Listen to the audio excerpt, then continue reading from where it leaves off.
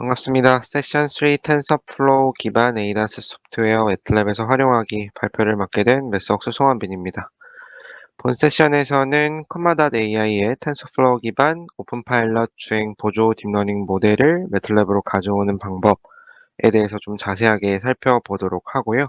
그리고 이제 시스템 레벨의 시뮬레이션을 위해서 시뮬링크와 통합하는 시뮬레이션 과정까지 보여드리도록 하겠습니다. 잘 아시다시피 딥러닝은 산업계의 굉장히 다양한 산업계에서 이미 많은 프로세스를 대체를 하고 있습니다. 몇 가지 예를 들어 보면요. 선박해양 플랜트 연구소의 드론 기반 딥러닝을 활용한 조난자 수색 프로젝트를 수행했던 그러한 사례와 LG 에너지 솔루션의 고장 진단을 위해서 딥러닝 네트워크를 활용을 해서 실제로 진단을 하고 있는 사례, 현대제철의 비주얼 인스펙션, 철강 영상 분석을 위한 딥러닝 적용 등과 같이 굉장히 많은 그리고 다양한 산업계 그리고 연구기관들에서 딥러닝을 활용을 해서 기존의 프로세스보다 좋은 기존의 시스템보다 개선된 결과를 얻어내고 있습니다. 오늘 참석해주신 분들이 대부분이 이제 자동차 쪽 인더스트리에서 오셨을 거라고 알고 있는데요. 오토모티브 분야에서도 자동차 분야에서도 딥러닝이 많은 부분에 혁신을 일으키고 있는데요. 덴소 10이라고 하는 회사의 제어 부분에 인공지능을 활용을 한 제어기 개발 관련된 부분이나 비테스코 테크놀로지의 파워트레인 컨트롤 분야에 있어서 강화학습을 적용했던 사례, 그리고 엔진의 노킹음을 구분하기 위한 모델을 개발한 다이아스 모터 등과 같이 굉장히 다양한 오토모티브 내에서도 굉장히 다양한 어플리케이션에 딥러닝이 활용이 되고 있습니다. 이와 더불어서 이제 빠질 수 없는 부분이 이제 자동차 쪽에서는 자율주행 분야인데요. 딥러닝은 운전자 모니터링, 주행 인지, 경로 계획 등의 이제 다양한 자율주행 구성 요소들의 핵심 요소 기술이 이제 딥러닝이 되겠고요. 이와 관련된 굉장히 많은 연구들이 이루어지고 있습니다. 그래서 이러한 딥러닝 모델들이 그 인터넷에 GitHub를 통해서 오픈소스의 형태로 공개가 되고 있어서 누구나 이제 ADAS 소프트웨어를 경험을 해볼 수가 있게 되었고요. 그래서 이번 세션에서는 앞서 말씀드렸던 것처럼 그 중에 하나인 컴마.ai의 오픈 파일럿 모델을 가져오는 방법을 인공지능 모델 개발하는 워크플로우와 더불어서 설명을 드리도록 하겠습니다. 잘 아시겠지만 이제 전통적인 소프트웨어 개발 방법론은 다음과 같습니다. 이제 프로젝트의 스코프를 잡고 코드를 작성을 하고 디플로이먼트 하는 과정이었다면 AI 기반의 소프트웨어는 조금 달라질 수가 있는데요. 보통 AI 기반의 소프트웨어는 코드와 데이터가 혼재되어 있다고 얘기를 하고요. 이때 얘기하는 코드는 인공지능 모델 또는 알고리즘이 됩니다. 달라지는 것이 이제 데이터라고 하는 게 추가되었다는 것인데 보통의 인공지능 모델들이 데이터 기반의 모델링 방식이기 때문에 우리가 학습할 때 인공지능 모델을 만들 때 데이터를 피딩을 해야 된다. 데이터를 준비를 해야 된다라는 게 추가적으로 이제 들어가게 되고요. 그래서 이제 전체 스콥 단위로 보면 프로젝트의 스콥을 잡고 데이터를 준비하고 해당 데이터로 AI 모델을 만들고 시뮬레이션 그리고 배포에 이르는 일련의 과정을 거치게 되는데 데이터 기반의 모델링은 잘 아시다시피 데이터가 많아질수록 데이터의 퀄리티가 개선될수록 좋은 모델을 만들 수가 있기 때문에 데이터를 다시 모으고 데이터를 준비하는 것부터 배포하는 단계까지 전체 과정이 반복적으로 이루어지게 됩니다. 각 단계별로 좀 자세하게 설명을 드려보도록 하면요. 데이터를 준비하는 부분에서는 데이터를 모으는 단계, 모으는 과정을 포함하고 그에 대한 데이터에 대한 전처리, 인간의 인사이트를 가지고 데이터에 대한 가공을 하는 작업들, 데이터가 부족할 경우에 데이터를 강화하거나 어떤 시뮬레이션 데이터를 생성해내는 그러한 작업들이 있게 되겠고요. 그렇게 모은 데이터를 가지고 AI 모델 설계와 모델 아키텍처를 가지고 학습을 하고 파라미터 튜닝 같은 최적화 작업을 수행을 하게 됩니다. 그렇게 학습된 모델을 자체는 전체 큰 시스템의 일부이기 때문에 기존의 시스템과 인테그레이션하고 시뮬레이션하고 검증하는 그러한 작업이 들어가게 되겠고 최종적으로는 그러한 시스템 자체를 배포하는 그 인베디드 타겟이든 뭐 ECU 타겟이든 아니면 클라우드 단위든 배포하는 단계로 이루어지게 됩니다. 앞서 말씀드렸던 것처럼 이게 반복적으로 개선 작업이 이루어져야 되기 때문에 이 전체의 워크플로우 단계 자체를 이루는 어떤 시스테매틱한 관리가 필요하게 될 거고요. 매틀랩에서는 이 하나의 플랫폼 내에서 전체의 과정을 할 수 있다는 게 조금 다른 장점이 될 수 있을 겁니다. 그중에서 오늘 세션에서는 여기 가운데 보이는 인터오퍼러빌리티 관련된 얘기를 좀 자세하게 해보도록 할 거고요. 다른 세션들에서 다른 부분, 데이터 준비 부분, 모델링, 시뮬레이션, 코드 생성 등이 있기 때문에 이거 외에서 이번 세션에서는 인터오퍼러빌리티 관련된 얘기를 자세하게 얘기해 보겠습니다. 인터오퍼러빌리티는 보통 이제 상호 운용성이라고 하는데요. 여러 다른 그 딥러닝 또는 어떤 프레임워크들을 동시에 운용하면서 개발의 생산성을 높이는 방법이라고 볼 수가 있을 건데, 자율주행 쪽이나 영상의 객체 탐지, 레코그니션 같은 것들에 여러 오픈소스 커뮤니티에 올라와 있는 그러한 디텍터들, 클래시파이어 같은 것들을 가져다가 써야 하는 니즈들이 있고요.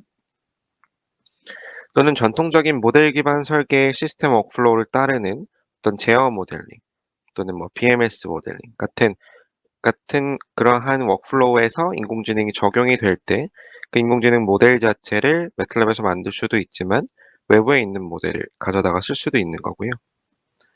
오디오나 신호 처리 같은 경우에는 전통적으로 매틀랩이 그러한 오디오 처리, 신호 처리 관련된 프리프로세싱 함수들이 많기 때문에 그러한 것들을 다른 프레임워크들과 활용을 할 수 있을 겁니다. 그래서 저희가 말하는 이제 프레임워크에 대한 인터오퍼러빌리티는 모델링을 하는 데 있어서 매틀랩을 가지고 모든 걸 모델링을 할 수도 있지만 이 외에 있는 여러 딥러닝 프레임워크들, 텐서플로우, 카페, 파이토치 등과 같은 다양한 프레임워크들에 있는 과 매틀랩 사이에 있는 갭을 없애는 것이 목적이 되는 거고요. 그래서 파이토치나 MXNet 같은 그리고 또 다른 프레임워크들 같은 경우에는 ONNX라고 하는 플랫폼을 통해서 매틀랩으로 모델을 가져오거나 내보낼 수가 있게 되겠고요. 텐서플로우나 카페 같은 경우에는 매틀랩에서 다이렉트 임포터를 지원을 하기 때문에 해당 모델들을 매틀랩으로 바로 가져올 수가 있게 됩니다. 좀 더 세분화해서 말씀을 드려보면 가장 많이들 사용하는 프레임워크들인 텐서플로우나 파이토치 기준으로 봤을 때 두 가지로 나눠볼 수가 있을 건데요. 첫 번째는 이제 모델 익스체인지입니다. 모델 익스체인지는 이러한 프레임워크들에서 이미 학습된, 이미 만들어진 네트워크를 매틀랩으로 가져와서 그것을 활용을 하는 것이고요. ONNX 컨버터나 텐서플로우 컨버터의 기능을 활용을 하실 수가 있습니다. 두 번째는 이제 코엑스큐션 개념인데요. 같이 활용을 하는 겁니다. 파이썬의 인터페이스와 매틀랩 엔진을 활용하는 그러한 동시에 활용을 하는 그러한 방식이 인터오퍼레이트하는 두 번째 방식으로 볼 수가 있겠습니다. 각각을 간단하게 살펴보면요. 모델 임포트 워크플로우를 보게 되면 ONNX 또는 텐서플로우 모델을 이러한 ONNX 컨버터, 텐서플로우 컨버터로 매틀랩으로 가져오게 되면 그때부터는 이제 매틀랩의 뉴럴 네트워크 모델이 되는 거고요.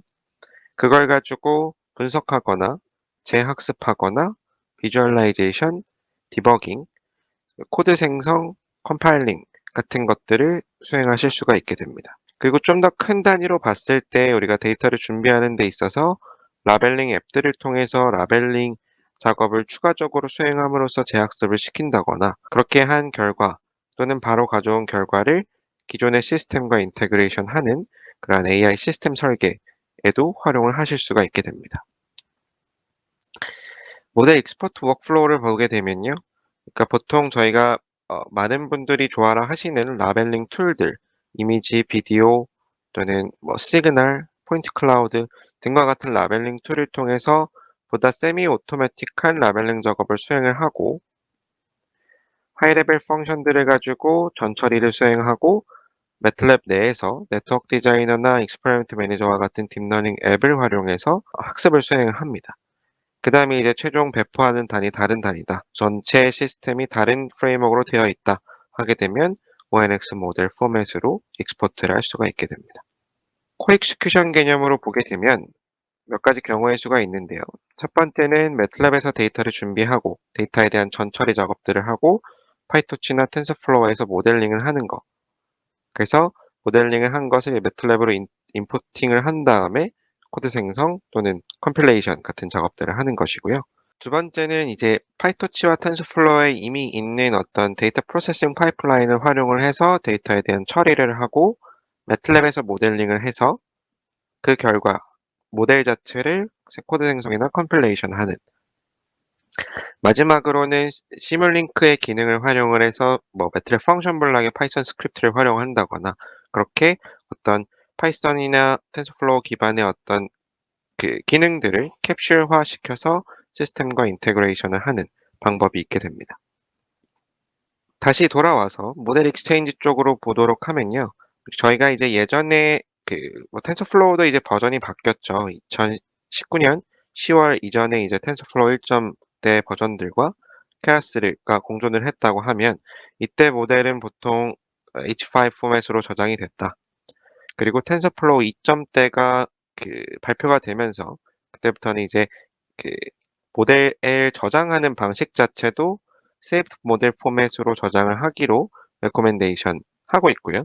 매틀랩의 텐서플로우 컨버터는 이 2점대 버전에 맞춰서 이 saved 모델 포맷 .pb 파일을 매틀랩과 호환이 가능하게 되었습니다.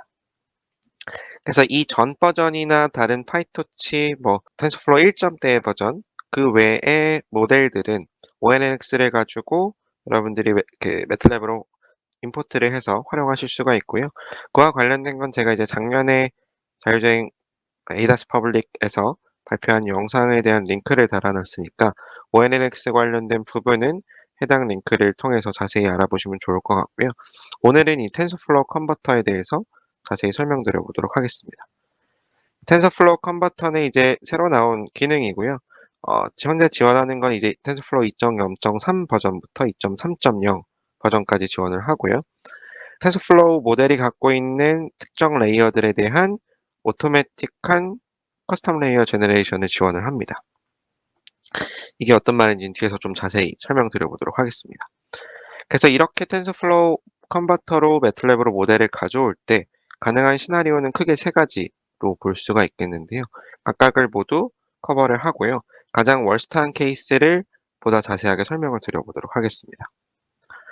첫 번째는 가장 이상적이고 가장 빈도가 높은 그러한 경우로 볼 수가 있겠고, 텐서플로우 모델 네트워크 아키텍처에 있는 모든 레이어와 오퍼레이션이 매틀랩에 있는 빌트인 레이어와 동일하게 동작을 하는 겁니다. 그래서 바로 1대1 매핑이 돼서 바로 사용할 수 있는 경우가 되겠고요. 예를 들어 이 배터리 스테이트 오브 차지를 예측하는 모델을 가져온다 했을 때 보시는 것처럼 import tensorflow 네트워크 함수를 가지고 에러 없이 바로 임포트를 할 수가 있고, 아날라이즈를 해봤을 때 별다른 워닝이나 에러 없이 매틀랩의 빌트인 레이어들과 매핑이 돼서 가져오게 되었습니다. 그렇게 되면은 뭐 따로 네트워크를 손댈 작업들은 할 거 없고요. 그냥 데이터를 불러와서 결과를 베리피케이션 하는 작업들만 해보면 될 것입니다. 이게 이제 가장 이상적인 케이스가 되겠고요. 그냥 import tensorflow 네트워크 또는 import tensorflow 레이어라는 함수를 활용하면 바로 가져올 수가 있는 거고요. 두 번째는 이제 저희 개발팀에서 작성해 놓은 커스텀 레이어가 자동으로 리플레이스 되는 경우가 되겠습니다. 뭐 저희가 뭐 매 릴리즈마다 레이어들을 많이 추가를 하고 있지만 그거의 속도보다 많은 레이어들이 나와 있기 때문에 그런 레이어들을 미리 저희가 커스텀 레이어 형식으로 개발팀에서 작성을 해 놓았고, 여러분들이 그러한 레이어들이 포함된 모델을 가져올 때는 자동으로 그러한 것들이 적용이 되어서 나오는 경우입니다. 사실 얘도 뭐 별다르게 할 내용은 없는데요. 얘도 import tensorflow network라고 함수를 통해서 레지넷 50 모델을 가져온다고 예를 들어 보면요. 에러나 문제 없이 가져와 줬고요. 아날라이즈 했을 때도 문제가 없습니다. 근데 여기에 들어가 있는 레이어를 보면 예를 들어 제로 패딩 2D 레이어 같은 경우에는 저희가 미리 작성해 놓은 커스텀 레이어이기 때문에 그것들이 빌트인 레이어가 아니라 저러한 것들이 안에 들어가는 걸 볼 수가 있을 거고요. 따라서 이제 여러분들은 추가적인 작업은 필요하지 않고 아까와 동일하게 실제 결과가 맞는지를 크로스 체크 정도만 하시면 되겠습니다. 마지막은 이제 가장 까다로운 케이스가 될 수가 있을 건데 또 가장 파워풀한 기능이기도 합니다.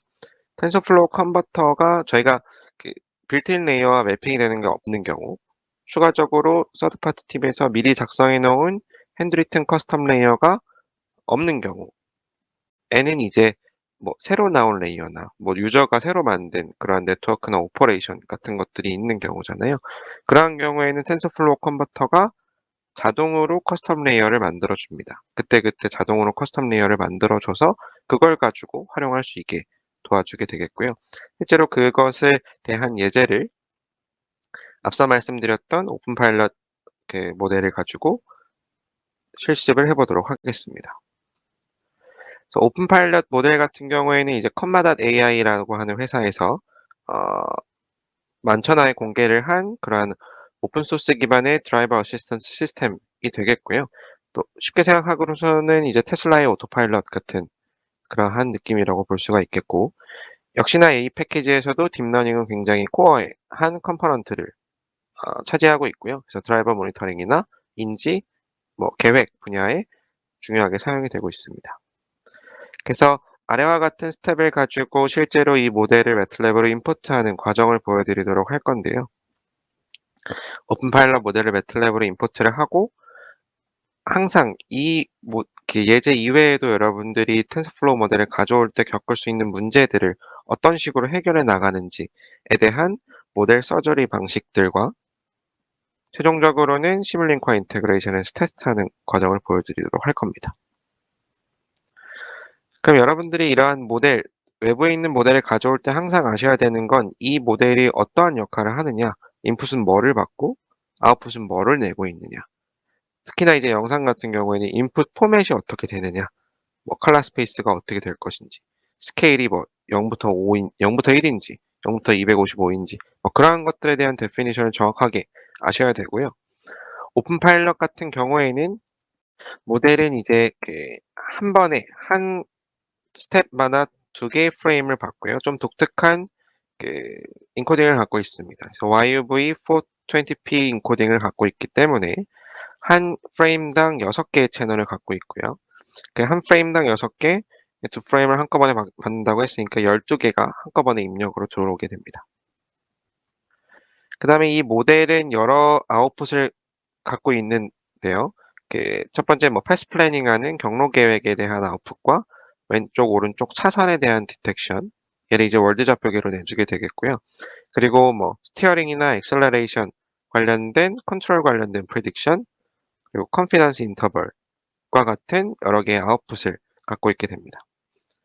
저희 이번 예제에서는 뭐 다 해보지는 않을 거고요. 저는 이제 관심 있는 부분은 왼쪽, 오른쪽 차선과 그리고 이제 경로 패스 플래닝 하는 그런 프레딕션을 한번 출력을 해보도록 하겠습니다.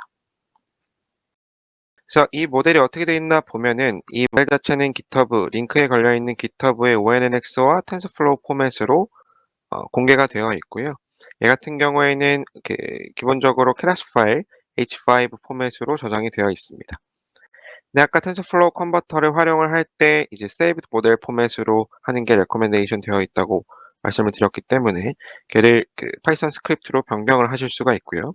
뭐 그건 어렵지 않게 아래와 같은 네 줄의 코드로 변경을 하실 수가 있게 됩니다. 그래서 이제 슈퍼컴보라고 하는 폴더에다가 네트워크에 대한 saved 모델 파일로 저장을 할 거고요. 이렇게 저장을 한 다음에는 다음과 같은 코드로 가져올 수 있습니다. 단순히 이제 모델에 대한 폴더명을 정하고 그다음에 텐서플로우 레이어를 가져오는 코드를 줄 거고요. 타겟 네트워크를 뭐 대그 네트워크 또는 DL 네트워크, 그리고 패키지 네임 같은 경우에는 자동으로 생성된 커스텀 레이어들이 저장되는 위치에 대한 이름이고요. 아웃풋 레이어 타입을 설정해주면 오른쪽과 같이 이 해당 네트워크를 바로 가져올 수가 있겠고요.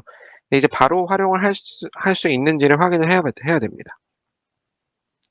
아래 보이시는 것처럼 자동 코드 생성을 통해서 자동 커스텀 레이어 생성을 통해서 텐서플로우 오퍼레이션들이나 커스텀 레이어가 해당 디렉토리에 생성이 된 걸 볼 수가 있을 겁니다.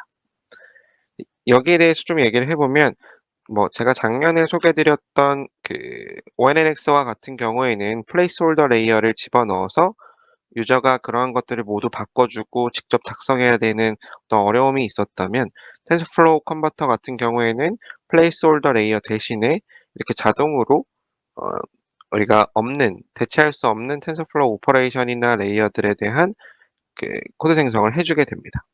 그래서 이러한 것들을 활용해서 여러분들이 수행을 하실 수가 있습니다. 네, 그래서 이런 식으로 가져왔을 때 여러분들이 어떠한 분석 작업을 해야 되는데, 맨 처음에 네트워크를 바로 가져오게 되면 그 네트워크 자체에 대한 아날라이즈 작업을 수행을 해야 되고, 아날라이즈를 통해서 실제로 이슈가 있는지 없는지 판단하고, 있으면 레이어 그래프 수정하고, 다시 아날라이즈를 하고, 이슈가 있으면 수정하고, 없으면 바로 네트워크 어셈블링을 통해서 내보낼 수가 있게 됩니다. 이 과정을 좀 자세하게 설명을 드려보도록 하면요. 앞서 보셨던 슬라이드의 내용인데요. 슈퍼콤보라고 하는 폴더의 왼쪽에 보시는 것처럼 세이프드 모델 형식으로 저장되어 있는 텐서플로우 모델을 바로 가져올 거고요. 보시면 이제 오픈 파일럿 레이어라고 하는 부분에다가 커스텀 레이어가 생성이 되는 걸 볼 수가 있겠습니다. 처음 가져올 때는 시간이 좀 걸리게 되겠고요. 별 문제 없이 가져왔고, 이 안을 보게 되면 자동으로 생성된 커스텀 오퍼레이션과 레이어를 확인하실 수가 있습니다. 이러한 것들이 항상 문제를 일으키지 않느냐, 그런 것도 사실은 봐야 되는 부분이고요. 그래서 바로 아날라이즈 작업을 수행을 해봅니다. 아날라이즈 작업을 수행을 해보면 네트워크가 어디가 문제가 있는지 확인을 해볼 수가 있게 되겠고요. 보면은 이제 맨 윗단에 지금 문제가 보입니다. 비전 언더바 퍼뮤트, 퍼뮤테이션에 대한 연산에 어떤 문제가 있는, 보통 이러한 에러들이 뒤에서 이거 다 한번 보시면 아시겠지만 정해져 있는 패턴들의 문제가 있게 됩니다. 그래서 이걸 수정하는 걸 코드 기반으로 하셔도 되고, 보시는 것처럼 GUI 기반으로 하실 수도 있는데요. 네트워크 디자이너를 열어서 방금 임포트한 레이어 그래프를 가져와 보도록 할 겁니다.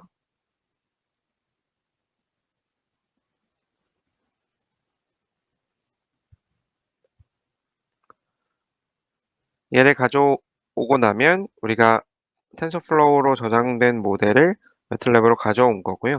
우리가 분석 작업을 통해서 이 네트워크가 실제로 제대로 동작하는지를 지금부터 계속 수정을 해나가서 최종적으로 어셈블링 하는 게 목표입니다. 자, 앞서 보셨던 아날라이즈 네트워크 결과가 입력단에 있는 두 번째 레이어, 비전 언더바 퍼밋, 이 레이어가 문제가 있었으니까 보게 되면 인풋 사이즈, 그리고 얘는 퍼뮤테이션 하는 것처럼 보여요. 근데 굳이 저걸 수정을 안 하고 인풋 사이즈를 우리가 원하는 대로 바꿔주면 됩니다. 128-256-12 한 두 개의 프레임에서 각각 6개씩 12개가 들어온다고 했으니까 채널은 12개가 되는 거고요. 매틀랩의 디멘전 오더는 스페이셜 채널 배치, 요 오더가 되겠습니다. 그래서 다시 수정을 하고 아날라이즈를 해봤을 때 위에는 문제가 없어진 걸 볼 수가 있겠고, 이제 아래로 가서 문제를 확인을 해줘야 됩니다. 자, 네트워크 디자이너에서 GUI 상에서 수정하는 부분을 보여드렸고요. 두 번째로는 동일한 작업을 보시는 것처럼 replace 레이어, remove 레이어, connect 레이어, 이러한 함수들을 가지고 코드 기반으로도 수정을 할 수가 있게 됩니다. 이제 동일한 결과를 나타낼 거고요. 네. 또다시 뜬 얘들을 보게 되면 이제 비전 언더바 배치 언더바 노멀라이제이션, 배치놈 커스텀으로 생성된 레이어에서 문제가 있는 걸 볼 수가 있게 됩니다.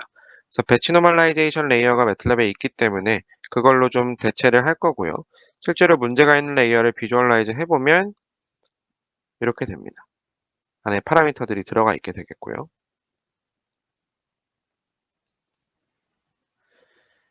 그래서 배치 노멀라이제이션 레이어 다른 레이어들을 보면서 이게 왜 문제가 일어났지를 좀 확인해 볼 수가 있을 거고요. 특정 세팅 때문에 이런 식으로 다른 레이어가 만들어지게 된 것이고요. 보시면 다른 배치 노멀라이제이션 레이어의 디멘전 오너는 1 by 1 by 얼마, 1 by 1 by 얼마, 하지만 문제가 있는 건 지금 256 by 1로 되어 있기 때문에 보시는 것처럼 256 by 1, 베리언스, 민, 감마, 베타 같은 것들이 디멘전 오더를 바꿔주면 문제를 없앨 수 있을 것 같습니다. 그래서 각각의 파라미터들을 익스트랙트해서 퍼뮤테이션, 텐서플로우의 디멘전 오더를 매틀랩의 디멘전 오더로 변경하는 코드를 여기에 작성을 해놨고요. 걔를 배치 노멀라이제이션 레이어에다가 민, 베리언스, 옵셋, 스케일이 이미 학습이 된 그걸로 이제 리플레이스 하는 그러한 코드가 들어가게 됩니다.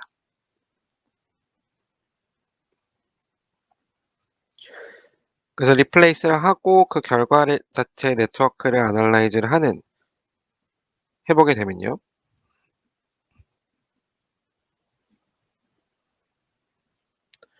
네.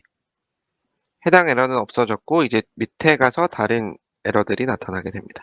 한 번쯤 해보신 분들은 이러한 과정을 많이 겪으셨을 거예요. 계속 내려감으로써 문제를 해결하면 밑에서 이제 에러가 나오고 얘 한번 보겠습니다. 얘는 이제 프로스 피처라고 하는 건데 인풋 사이즈 미스매치니까 여기에 해당하는 위에 레이어를 볼 거예요. 위에 레이어를 보면 요거랑 요거예요. 두 개의 인풋 레이어랑 플립 커넥티드 레이어 두 개인데요. 요거에 대한 디멘전을 지금 8로 되어 있는데 피처 인풋이기 때문에 그것에 해당하는 거를 디멘전만 이제 1 by 1 by 8로 또 1 by 1 by 512로 이렇게 변경을 해서 디멘전 미스매치에 관련된 에러를 해결을 합니다. 그러고 다시 비주얼 애널라이즈 작업을 하는 거고요.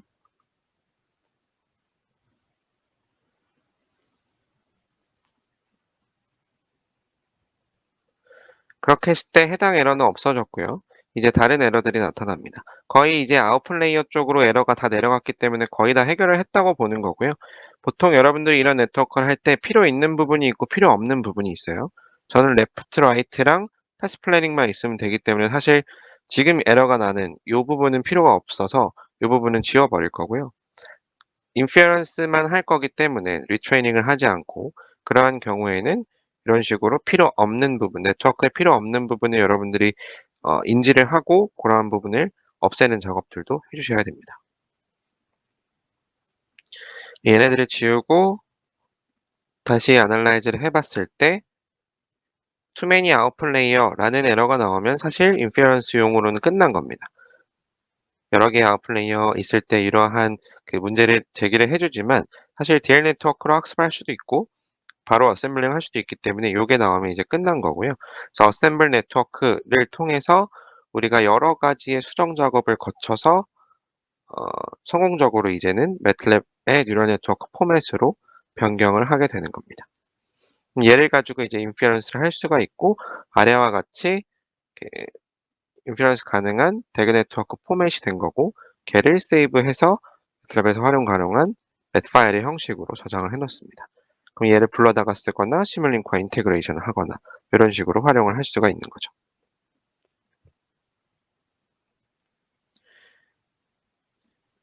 네, 그래서 제가 이 비디오에서 보여드린 내용 자체가 계속 아날라이즈를 통해서 이슈 아이덴티피케이션 하고 레이어 그래프 수정하고 이슈 찾고 수정하고 이 과정을 계속 반복하면서 최종적으로 이슈가 다 해결이 되면 어셈블링을 통해서 매틀랩에서 활용할 수 있는 딥러닝 모델의 형식으로 그 어셈블링 작업을 한 거고 그렇게 되게 되면 그 다음부터는 인피어런스나 비주얼라이제이션, 시뮬링크 인테그레이션 작업들을 할 수 있는 겁니다.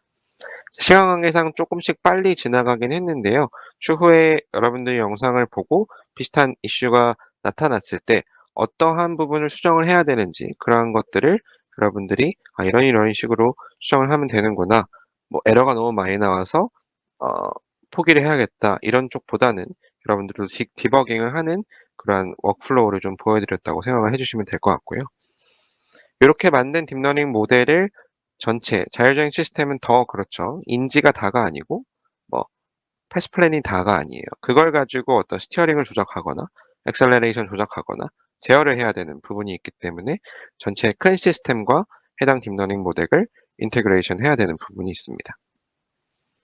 그래서 시스템 레벨로 시뮬레이션 모델을 만들어 두었다면 걔를 가지고 우리가 방금 가져온 모델을 인테그레이션 할 건데요. 이런 식으로 시뮬링크 모델을 만들어 봤습니다. 가운데 있는 뉴럴 네트워크 부분이 우리가 텐서플로우에서 가져온 오픈 파일럿 모델이 들어가 있는 부분이고요. 여기서 이제 그 리얼 월드에 있는 영상을 피딩을 할 겁니다. 얘가 들어와서 전처리를 할 건데 이 전처리에서는 우리가 이 딥러닝 모델의 포맷이 있잖아요. 영상의 포맷이 이제 YUV 포맷이고 420p 인코딩으로 바꿔야 되는 거고 두 개의 채널에 두 개의 프레임에 대한 12개의 채널을 한꺼번에 피딩하는 그러한 전처리들을 여기서 진행을 하고요. 그 다음에 아웃풋으로 여러 개의 아웃풋이 있지만 저는 관심 있는 건 이 패스 플래닝에 대한 패스와 left train, right train에 대한 내용입니다. 그리고 보시면 여기서 스테이트가 들어가서 이게 피드백 루프를 구성을 하고 있기 때문에 맨 처음에는 잘 못하는 그러한 작업들이 있어도 추후에 피드백을 받아가면서 그 성능이 개선되는 걸 확인을 하실 수도 있을 거고요. 실제로 시뮬레이션을 해보면 오른쪽과 같이 입력 영상과 출력 영상을 볼 수 있습니다. 처음보다 점점 좋아지는 그러한 결과를 나타내고 왼쪽 레인과 오른쪽 레인 그리고 이 비클이 갈 패스에 대한 그 예측을 하는 그러한 결과를 보실 수가 있습니다. 그래서 저희는 이제 성공적으로 텐서플로우 모델을 매틀랩으로 가져와서 시스템 레벨의 시뮬레이션을 수행을 할 수가 있습니다. 얘를 이제 서브 시스템으로 두고 보다 하이 레벨의 시스템과 인테그레이션에서 작업을 하는 어떤 검증이나 그러한 작업도 수행을 하실 수가 있겠죠. 네, 그래서 좀 짧은 시간 동안 많은 내용을 좀 전달을 드렸는데요. 정리를 좀 해보도록 하겠습니다. 그래서 매틀랩은 이제 다른 프레임워크들과의 인터오퍼러빌리티에 대한 기능을 많이 제공을 하려고 하고 있다.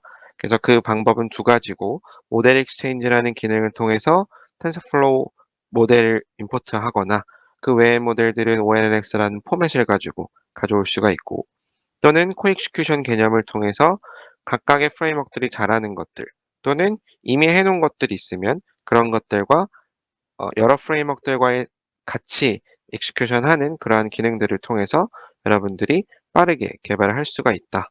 그래서 매틀랩의 인터오퍼러빌리티 기능을 가지고 어, 인터넷에 올라와 있는 인터넷에 공개되어 있는 뭐 스테이트 오브 아트한 또는 에이다스 소프트웨어 같은 것들을 매틀랩에서 가져와서 시뮬레이션하고 개선시킬 수도 있다.